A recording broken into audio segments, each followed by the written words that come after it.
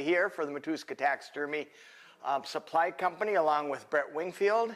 And we have taken a very long vacation from you guys. We apologize for that, but this is an unbelievably busy time of the year for us. It's catalog season. It's get customer work done season. It's taking in deer head season. You can't believe, I mean, you know how busy it gets in your shops, and you can only imagine what we go through here with all the different businesses that we have. Thanks for joining us. Thanks for our studio audience. It's kind of fun to have so many people kind of walk off the street and stuff like that. I'm a little bit intimidated with all these. They heard it was Oprah Day, where you're going to give away. Oprah one Day? For you and one for you. When I was a little kid, we had Captain 11, and I always wanted to be on Captain 11 because he'd give away really cool toys at the end of the cartoon show, you know. And we're going to have a giveaway at the end of the show also. I think we're giving away a fish pan pastel. Oh, can't tell? Secret. Okay, we're giving away something really, really nice for fish. That might have color.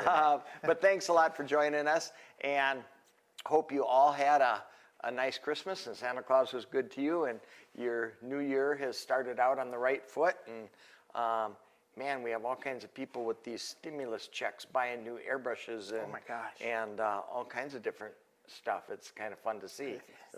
It must work. Stimulated our economy.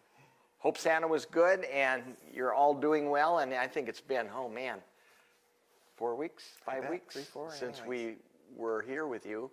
I think the last time that we were together, we made the artificial fish, the little bluegill. I think so. And if you look back, and I don't know if any of you tried this since we started on this segment, but we took a small bluegill, and it doesn't have to, it can be any fish of your choosing. It was just for our purposes and for not getting overwhelmed in the project that we're doing that might take half of a year. Brett and I went fishing, and this is the kind of fish that we catch. So we caught this little bluegill, and if you look back, or if you remember, we set it up in the bedding fiber, our brand new bedding fiber, and we're pretty excited about that product since we no longer have high fiber. The premium bedding fiber is like as good of a product as we've ever used. And one of the segments that we're going to do, we've talked about, is we have a tail to make, artificial tail for a mammal, and not only for fish, but anything that you want to make a mold of that you can divide in half. That bedding fiber, we're going to take I think we're going to make a foxtail, aren't we? And we'll lay that fox in the bedding material and smooth it out really nice and smooth. Pour a mold just like we did the fish. So even if you're not into fish, what we showed you making the bluegill mold, you can take to, we used to make bird bodies. Remember we made bird bodies like that? Yes, I We do. would take a really nice fresh bird body. We would pluck it. We'd take out the humerus, sew the skin shut. We'd take out the tibia and the foot, sew that shut. We'd shape them in the freezer, bed them in bedding material, pour them with auto body putty, flip it over, put a mold release on, pour it in auto body putty, and we would make a mold, perfect mold. We had fiberglass mat over the top, catalyzed with polyester resin, and that makes a mold so good. I'll probably break it in half. Break your knee. I don't think you will, but it makes a mold so good that this mold will be around for years and years and years. And I'll bet you, if I wanted to make 50 of these, I could probably make 50 little bluegill. I bet you could. And these little bluegill that we catch, you would make a great little keychain. We need 50 of them to Or one of make the a things you put necklace. on your zipper, to zip up your coat and stuff like that. They're not too big, but it's kind of fun. So anyway, once we got that done, we flipped him over. I have these little female indentions. Then repeat the process. Auto body putty, pour it over. When it sets, polyester resin and fiberglass mat, and let it cure. When you take it apart, remove the fish. And usually it's difficult to save those fish. This stuff does get hot. There are different molding materials that don't heat up, but auto body putty, even if you put it on thin, it gets hot. People ask us all the time, can you still mount the fish after you take him out? You might be able to, and you'd be really lucky if you could, I think. I've seen people take the mold over to the sink Sure, as soon as cool it it down kicks right away. and put it in cold water, Yeah. and that'd probably help. Yeah, you there's ways to do it. if you really, really wanted to, but you're going to get a nice fish out of this anyway. So We did a state record dams up there so it didn't run all over, and you just rotate it till it sets up. When the white's set up, we did it to the other one, roll it around till it sets up. Then we take the 30-80 and mix it up, and it's, I think, a slower setting, and it's got a really gradual gel time. So as you're stirring it, you're going to notice that it gets thicker, but not so thick that you can't use it. It's real pleasant to work with, and doesn't set just like a lot of epoxies do or urethanes do. So then we put a little of the 30-80 where the fins are, and quite a large amount in the center. Put it together. Now you'll notice these little holes in here. We took little sheetrock screws and we screwed that all together and just started rotating it, rotating it, rotating it, rotating it. And once you're sure it's set up, out pops something like this. And this one's been trimmed up quite a bit. Sometimes you'll have a lot of flashing around, but when they come out the first time, they're not very impressive. There's just too much material and they don't really look like a bluegill. But once you start trimming them up, these fins are very nice and flexible. The 30-30 picks up exceptional detail, and you end up with a little fish like this. From there, we put a rod in the back, a wire, and we drilled a little hole in him, bent a wire because we attach a lot of fish out there with wires. You can pour a little epoxy in there. You can pour more of the resin in there. You want something that's reasonably fast so that you don't have to set up for a long time. But with that wire in there, now we bend that wire over in our little mounting stand and put a couple screws for temporary holding. You guys finding this interesting? You never saw some of this stuff before, have you guys?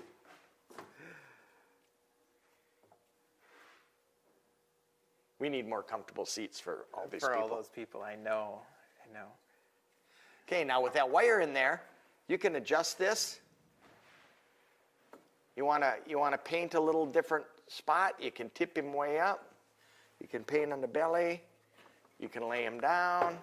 You can do all kinds of different things. These are just our stands. We use these all the time in the shop, and it's nothing more than a 3/8" piece of plywood like this, 2x2, hole drilled through it. We use them over and over and over. We do so many fish that we have so many stands that we have to end up taking them apart and stack them in boards like this till it's time to do fish again. But that's how we set up that fish. And we took the Dremel, we trimmed him with the scissors first, the fins, and you'll be able to see this fish was pretty tough because he is very fine featured for my eyes. Bigger fish, a bigger specimen would have been a lot better, a lot easier. But we took a Dremel and we Dremel all the indentations in the fins and around the spines, around the soft dorsal. And then something that, I don't know if you can see very well, but it's really fun. I love curling fish fins and twirling fish fins. But just take a heat gun and you can add so much motion to these. Hand me one of those guys once. I don't know if they can see this, but can you see the edge of this fin? Has a really lot of nice motion on him compared to the way he came out. See that nice curl? And that takes 2 seconds to do. This is how he came out. He's straight as a board. And we like to do that with all of our... Yeah, gives them a little attitude. I always wanted to have the old, what was the name of the duck books? Waterfowl Yeah, Illustrated. Yeah, the woodcarver guy. Bruce Burke? LeMaster. LeMasters. Richard LeMaster. He had a container that he would have a duck in, and he had cameras on like 3 sides, underneath in the water and on the top, and they all fired simultaneously. And his books will show how he built this. He would scare the duck, and as the duck flushed, all the cameras would go off at the same time. And when the duck was in this type of pose, you would see what his feet were doing, you would see what his head was doing. You would have all these different shots of the same instant. They weren't staggered, they were simultaneous. I always thought that was the thing to do with fish. In your aquarium, have about 3 or 4 cameras, and the minute that fish is doing his little tread in water or backing up or whatever he's doing, click, click, click. They all go at once. But I'd get them all mixed up, I think. I'd have too many shots, and I'd say, does this one go with that one, or does that one go with that one? We would have to have Kate help us keep that organized. But anyway, this is how we got to this stage. And I think we set eyes in him. There'll be a little bit of seam work, not much on this. There's like 0 epoxy on the top, little bit under the chin. Eyes, put some eyes Put in. an eye in, yep. And we discussed the needs, especially on a small fish like this. Somebody really needs to make some odd sizes. Oh, man. We have to talk to Wayne Cooper and 7mm eye. Danny Reinhardt to make the odd sizes, because the even sizes, these were a little on the big side, and the little ones were a little too little. Okay, then you also have, don't forget, besides this, you've got your fin molds. So you've got to make a set of fins also. And fins for me are always an afterthought. And I will get the fish all done and are ready to proceed. And I forgot the fins. You know, so don't forget the fins. Make them right along same time that you do your fish.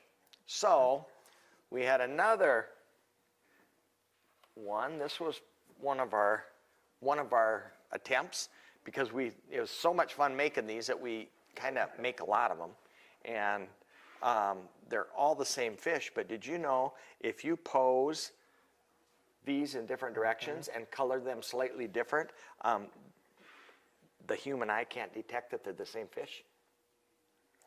But anyway, this is one that we've painted on a little bit. He's got eyes in, and what we do with the eyes a lot of times, rather than use eye protect, I would like to sell you eye protect and eye frisket and things like that. But in the shop here, a lot of times what we'll do is we'll take a little bit of clay, a little oil-based clay, poke it on them eyes, and it protects them. When we get ready to gloss this fish, just that clay all comes off in one little peeling.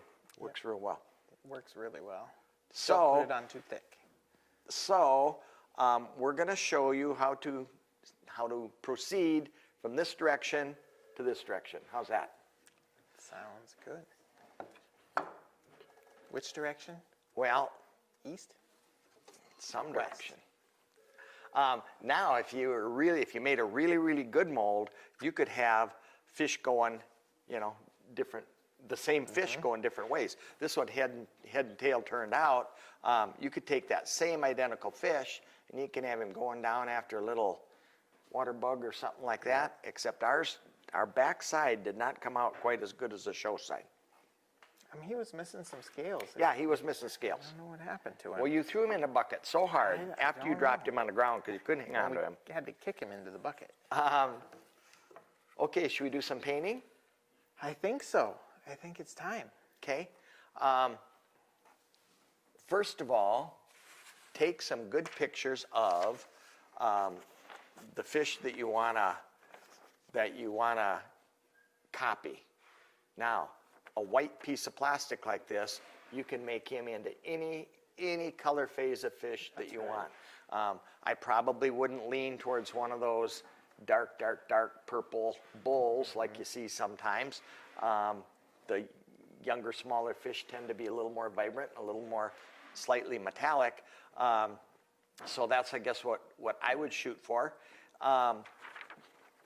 Things that jump out at us for a bluegill, naturally, are the bars or stripes. And I remember starting my shop, and I had a beautiful stringer mount of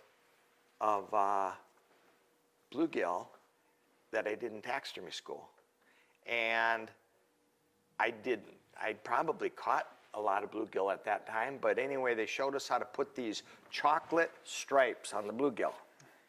And I think I remember saying, is that what they look like? Yeah, that's what they look like. They just look like big old chocolate stripes. So you put those on. And so I painted them on just like they told us. And so I got home and I hung it in my showroom, and I'd have customers come in and they'd say, wow, that's a nice stringer of perch. What do you mean, you nitwit? Stringer of perch? Why would you even think that? Well, there's nearly to his belly. Right at the beginning of his anal fin is another one. He's got a broken one in here. It's not as pleasing to me as I like the rest, so I'm going to not do that. If you're matching a customer's photo, you will want to put it in. Another one right through the middle of his soft dorsal and his anal fin. Right where his anal fin joins the body, another one. A couple mid-tail and one way at the back. So really, if you want to count, we've got 1, 2, 3, 4, 5, 6, 7, 8, 9, 10, 11. 10 to 11. So look at your photos. I was just kind of counting them on here. I found one with 9, and I found one with 12. So they're all going to vary a little bit, but somewhere in the 10, 11 area. Now, another thing I notice about these bars is that they have hollow spots in the middle, or they're not solid stripes. So copy what you see. You can always come in and you can put some metallics in them. You can put other colors within, but it looks to me like he's got dark on the outsides of those bars. Mm-hmm. Or is the whole fish dark green and he has light olive stripes through? Which is it? That could be. Does a zebra have white stripes or does he have black stripes? One more observation too that's typical of most bluegill. Again, you said you've counted 9, you've counted 12. There's a lot of different numbers. But something that will help you in spacing and sizing your markings. I have a pointer. Is that I've noticed the space in between, or the light space, is typically narrower than the dark stripe. So if you look as you're building your spacing, build out your dark stripe from the center and work it out, leaving, if this one I can see very plainly, I've got about 3 scales of width here, and I've got about 2 scales of width between each of the bar patterns. So that's not going to hold hard and true, but that's a good observation. Count your scales widths. But good reference pictures will tell you and guide you. Use those as your roadmap as you're building these. This one's okay, now it doesn't matter. We've done this method for ever, and I think I've told you before, we had students that were difficult to work with when it came to the paint table. We did. And I would lay awake at night wondering how am I going to teach this person to do markings on largemouth or smallmouth or bluegill or perch, and because I've seen what they can do with an airbrush, and I know that it's not going to go quite according to plan. I thought, what would happen if we had him put it on with a watered down paint with a brush, something really like mud puddle intensity. Put them on. If they didn't get them on dark enough, they can go over it. If they put it in the wrong spot, it's so light that it won't matter. And it worked so good on that particular student that we started adopting it into our fish painting. We had them, you have way more control. A lot of people that have not used an airbrush very much have a lot more control with this compared to an airbrush that they don't know where it's going to go because they have no experience. So we started doing that with all students, and then when students weren't here, we thought, man, their fish looked really good. I'm going to try that, and we do it a lot. Doesn't matter if you're using lacquers. Lacquers work well. Doesn't matter if you're using waters, acrylics, whatever. So what I did, I have some Createx, and also color to me isn't as important as how you put it on. This picture does not look the same color as that color. That picture, which doesn't look the same color as that color, you're going to find bars that look black. You're going to find bars that look dark green. You're going to find bars that, are just different brown. So spacing and location, I think, to me, is more important. I mixed up a dark color. I put a little bit of Createx's moss green, which is kind of a nice dark back color for a fish. I put just a little brown in it, a little black, and I wanted a color that was dark, not black, hint of green, a little bit of brown, a little bit of purple, a little bit of blue. And now that first bar is right up high on his back, and I'm just going to take a small brush, and I don't want, till I get the feel of it, I don't want to slop it on too heavy. Now, you said you're working with Createx. Did you thin your paint? I did. I put 4011 in my paint, and that's one of the thinners, reducers they'll call it. And I want it very, very, very thin.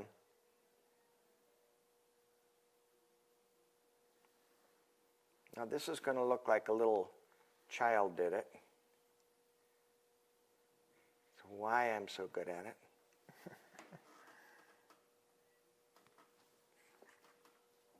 Now, all of these bars are very parallel to one another. And putting them on like this, I can always widen them, and I can get rid of them if I make them too wide.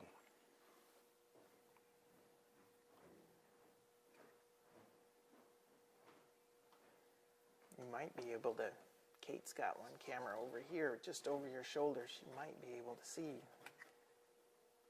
a little closer version. There you go.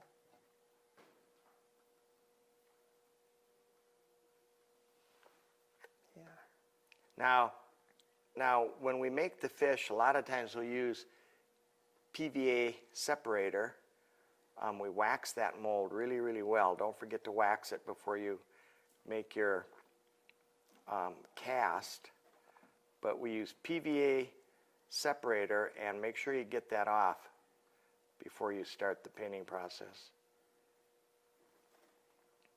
And that just comes off with water.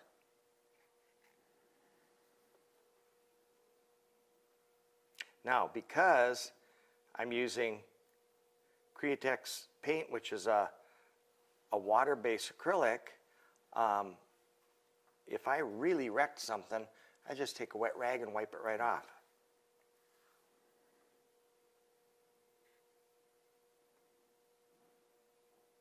And watch how far you come down into the belly.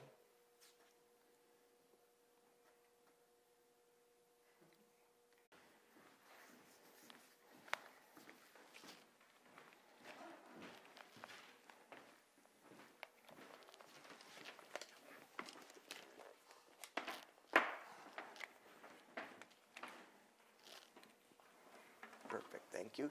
This will take 1 second.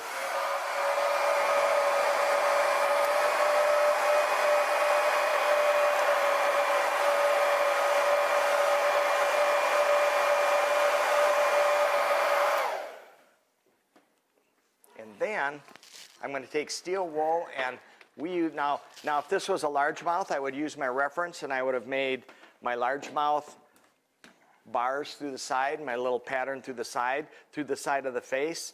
Smallmouth are a bugger to do with an airbrush. To put them on with a brush like this and stipple them on is really good, and combine it with your airbrushing later.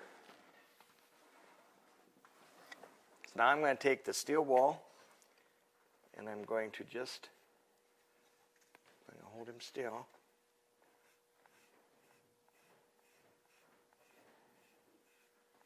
Steel wool those bars off.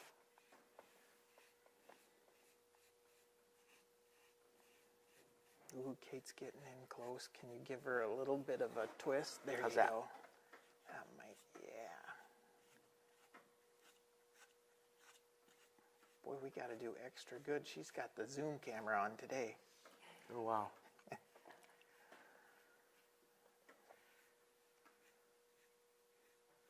Now, if you get a little too dark a spot, if you got a little spot there that you don't like, and you kind of think, oh no, I put way too much on, go ahead and hit it with your steel wool. Now, I'm going to also spray a little of this along the back.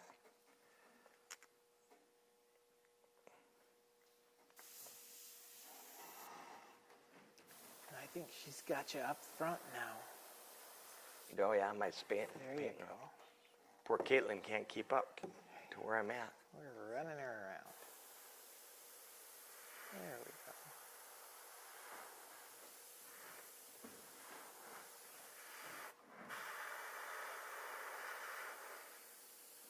go. Now I'm just giving his body a little darkness on the dorsal.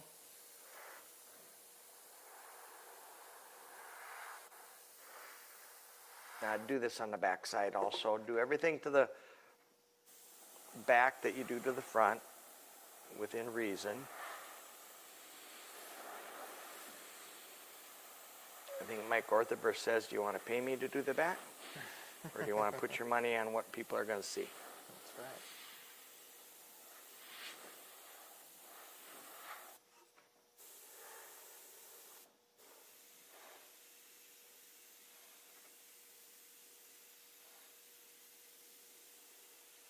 Now this is, for me, nothing more than getting this fish ready to paint. We haven't really painted anything on him yet. We're just kind of taking that blank and trying to make it look like a dead fish. Now and we do this with a lot of fish, don't we? Like I call it antiquing. Now you notice how that dark that I sprayed on is hiding behind the scales, and I can't steel wool it off very good, which on certain fish you wouldn't want to use dark. And on a bluegill you have some light outlines of your scales also, so be a little careful by putting the dark color on.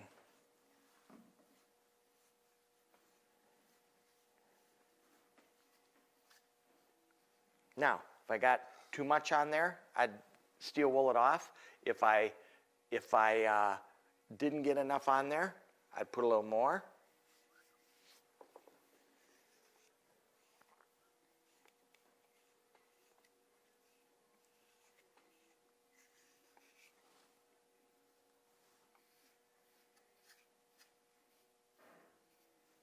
But he's looking a little better than white plastic.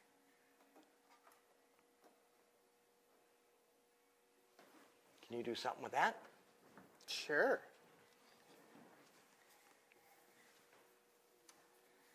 All right. So you've got a base built here, and there is a great start for for your colors to go on. And the nice part about this is as you build your color in layers, you'll see these start to develop. The bars started on a little bit harsh, but by the time Tom has gone over and put color on top of it and steel wooled it a second time, they're already softening up. And we'll do the same thing with some of these initial bottom colors as well. Some yellow, some burnt sienna, a little bit of green over the back, and even hit those with the steel wool, and those will soften up and soften everything else. So we can do that. We do have Createx colors, and these are the Wicked colors, and we pre-mixed them. And it seems to work really well to mix them prior to your use by 10 minutes. Seems like 10 minutes is very beneficial. I think the term is emulsification, and I don't know what it means, but it works pretty good. Big word. But it does. It seems to really help this paint flow. So I'm going to start with a little bit of yellow. Is that okay? You go. We're just going to start adding some color to him in the same fashion that Tom was doing as he painted the back. Check things out, make sure they're coming out decent. I will give him just a little bit of color. I'm going to yellow up the breast of the fish just a little bit to give it some room to build that orange on top of.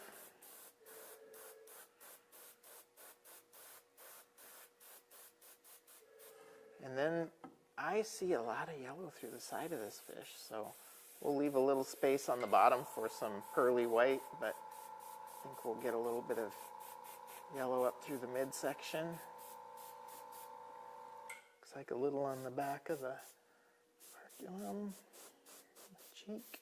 And they come in such a variety of colors. They sure do. And would be very mindful now as you start building these colors as to whether you're working with a male fish or a female fish. Especially in bluegill, that'll make a big difference in their color pattern. Just putting a little bit of color on the back. Another thing that you did as we were getting these ready is that you pre-painted the pelvics and pectorals, the paired fins, which is really nice. They're still separate. I'm not having to spray around those fins right now. We used to get our fiberglass reproductions, and we would put all the fins on and paint around them and mask them and tape them off and everything until you probably taught me put them on after, paint them ahead of time, and I mean here's a little pelvic fin still on its little post, and we're going to snip that off, and it's going to get glued right up where it would go, and it's already pre-painted. And then what we're going to have is we're going to have a very, very little epoxy line to fix and paint around. So it's way easier to paint a little spaghetti thickness of epoxy rather than a great big area. That must be angel hair pasta. Angel hair pasta. Thin. I'm going to clean this yellow out of my brush and move on to a little bit darker color.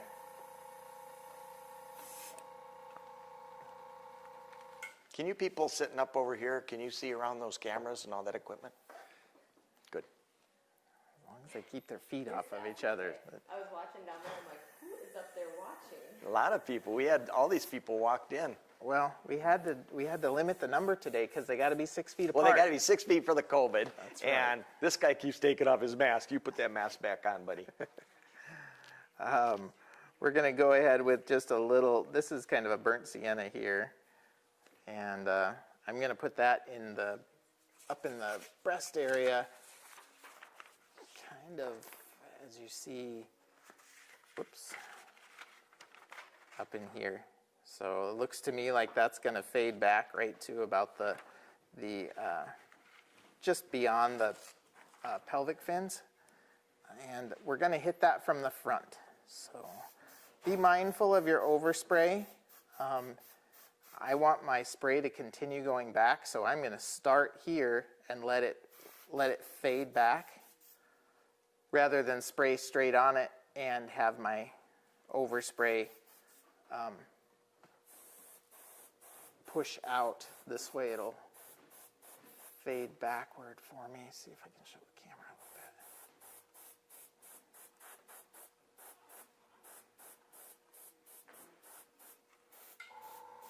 And I see a little bit of epoxy there that I probably should have hit with a little white first, huh? We could have hit that with a little bit of white, but I think by the time we get all of our colors built over it, that'll go away.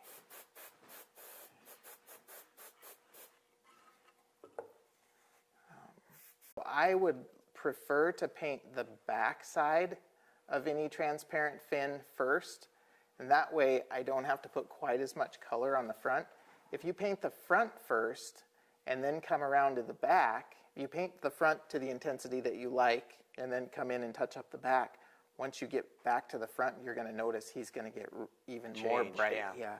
So it's kind of nice to get that underlayer on the back side first. And for years, we did everything we could to maintain a clear fin. Every urethane that we used, we tried to make them out of clear resins, when actually a white fin is pretty easy to paint. It is. I like my white fins. There we go.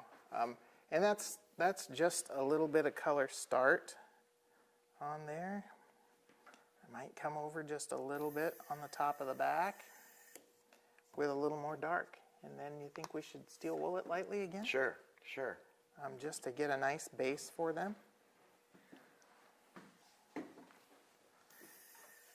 And here, so that was the moss green. This is actually the Wicked Detail Raw Umber, I believe. I've got a drop of black and a drop of the moss green in it to give me something that's not, I want to save the darkest dark for the very end as an accent. So this will just give us something that's kind of You're a little bit like darker, Tom but- Sexton. Uh-oh. Buy a quart of this color and add 1 drop of this color and 1 drop of this color, but Hey. you got to buy a quart of all three. That's right. We're selling paint today. When he was with Wasco, that's what the He sold some paint. recipe said.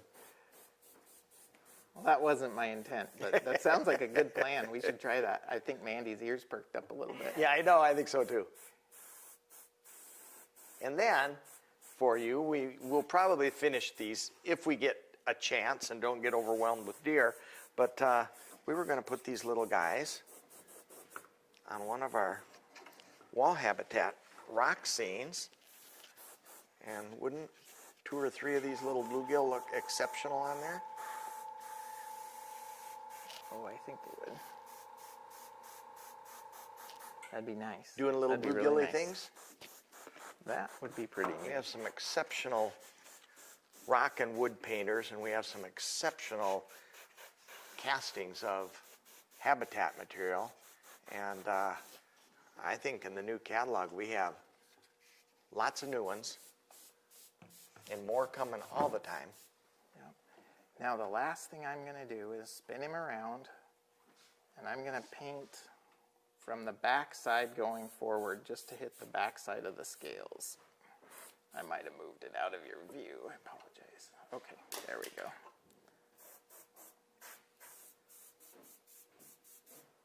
So there's kind of a start, and I think we can buff him with some steel wool. You want to do that? Make him look better. Okay, now It's a little hot right now. with steel wool, you can take him back down to white. So be real careful that you don't steel wool him off too much. But all the color that Brett put on, I'm taking a lot of it off, but it's staying behind the scales.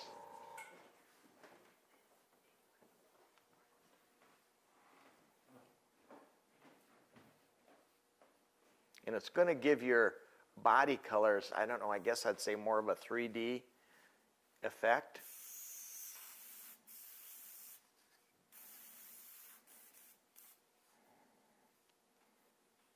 And I'm petting really soft, real soft. And when I start hitting white, I'm backing off a little bit. I don't want to take off too much. But what the steel wool's doing is taking the color off the center of the scale so that when we put body colors on again, that's going to be a different value than around the perimeter and the pocket of the scale. And you're going to get a real nice effect. I always tell people that want to know how to paint a reproduction. For me, because I'm used to painting skin mounts, I have to make the fish look like a dead mounted fish before I can make him look good. Yeah. And I think he's looking kind of dead. Kind of dead, dried up old fish. But really, this is what we'd start with a mounted fish. And now it's going to get easy. Yeah, the more time you spend building the base colors, getting those undertones, the more depth you'll have and the more realism you'll have in the final product. Now, we're not going to have time now, but now would be a great time to go back in and balance out those bars and match them for width. Right now, we have location more than anything else. Yep. And balance out those bars. We do a lot of hand painting of those scales, a little tipping of the scales. This one, there's a whole lot of iridescent greens, little iridescent blues that you'll see in a young bluegill. Yeah. Yeah. And we would build those and continue to build that those paints with, the metallics, we could use liquid scales. Some of those other soft tones, we could use the pan pastels. We'd go through a lot of different mediums, and we can still continue to improve and build the base on this one. So I hope that gives you an idea of how we would start. And it wouldn't matter if it was a big bluegill, little bluegill, largemouth bass. Brown trout. Brown trout. We'll do that. Oh, man. So, Ty. I tell ya. But yeah, so we'll go live tomorrow and talk a little bit about that stuff because I gotta go get kids tonight. Okay, thanks for joining us. Oh, who won? And our winner goes to Lori Bill. Lori, Oh, nice. you're going to like it. If you've never used pan